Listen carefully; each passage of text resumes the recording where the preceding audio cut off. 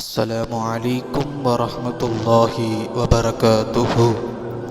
ஈமான் 77 கிளைகளில் 3வது பங்கினுடைய தொடர். 60வது நீதத்துடன் தலைமைத்துவத்தை நிறைவேற்றுவது. 61வது கூட்டத்துடன் இருப்பது. 62வது தலைவருக்கு வழிபடுவது.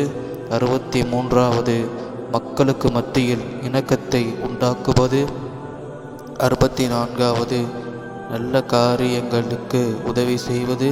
65வது நல்லதை கொண்டு ஏவுவது, தீயதை கொண்டு தடுப்பது.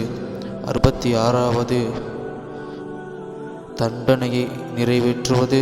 67வது முஜாஹிதுகளுக்கு உதவி செய்தல்.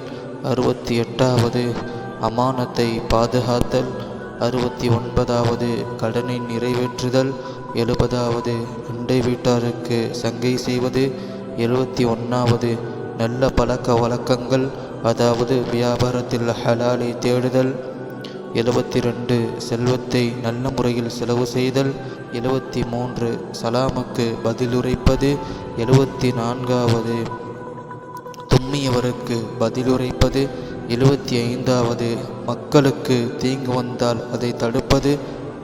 76வது வீணான காரியங்களில் ஈடுபடாமல் இருப்பது. 77வது பாதையில் ஏதேனும் தீங்கு ஏற்படுத்தக்கூடியது இருந்தால் அதை அகற்றுவது. இந்த 77ம் ஈமானுடைய கிளைகளாகும். இந்த 77ம் யாரிடத்தில் இருக்கின்றதோ அது அவர் பரிபூர்ண முஃமினாக இருப்பார்.